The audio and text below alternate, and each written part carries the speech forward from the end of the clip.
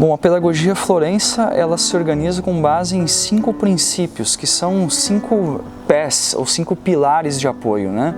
Porém, eu costumo dizer que ela pode ser ainda mais resumida em um só princípio, que é sermos capazes de formar um laço de amor.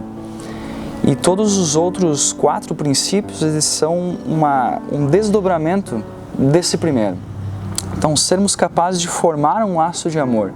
Essa grande capacidade, ao mesmo tempo, um mistério humano, em que 2 seres humanos podem se pôr em contato para que um apoie o outro e os 2 funcionem como uma só vida.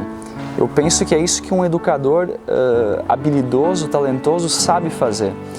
Ele apoia uma criança sem fazer com que ela se sinta menor, sem fazer com que essa criança se sinta incapaz, mas ao mesmo tempo que essa criança reconheça que ela precisa de ajuda, mas ela recebe essa ajuda de uma maneira harmoniosa, da maneira e do momento correto.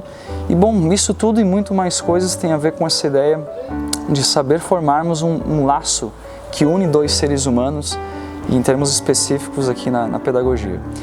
Depois nós temos um outro princípio, que é o nosso segundo princípio, chamado de ambiente preparado. O ambiente, ele é uma imensa necessidade na educação como um todo, e em especial na educação infantil. Ele é um agente educador, ele educa as crianças. Eu costumo dizer que o ambiente, ele é espaço, mas não é só espaço. O ambiente, ele é uma soma de espaço, de estrutura, de mobiliários, com o clima sentimental, emocional que os adultos geram nesse lugar. No caso de uma escola, de uma turma, é o clima gerado pelo educador com os seus alunos, somado à estrutura física desse lugar.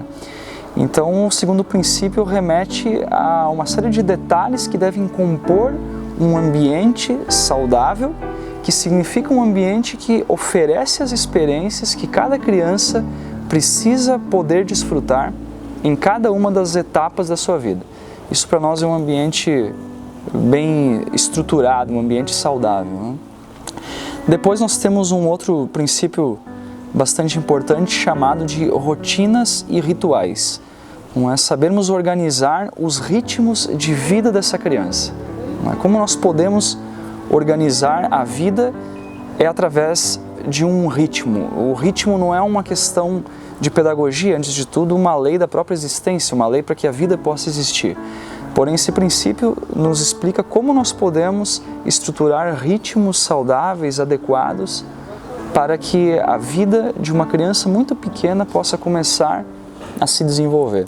E aí entram também o tema dos rituais, que são fórmulas que permitem para uma criança muito pequena se situar nas 2 esferas em que a vida se manifesta, que são o tempo e o espaço.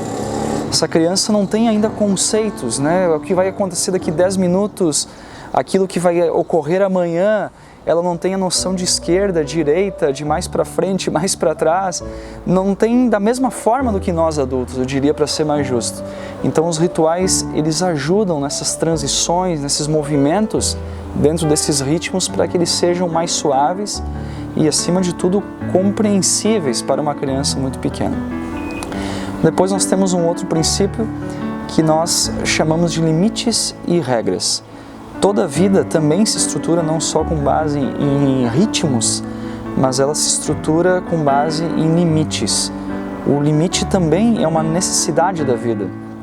Se um rio ultrapassa os seus limites, nós temos uma enchente.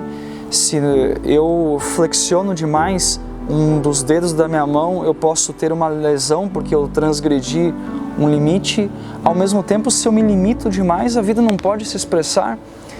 Então, é uma das questões mais importantes da primeira infância, sabermos organizar os limites e depois, a partir de um certo momento, estruturar as regras, que são as normas sociais, as primeiras normas sociais que vão permitir a uma criança viver com outros seres humanos, ou seja, conviver.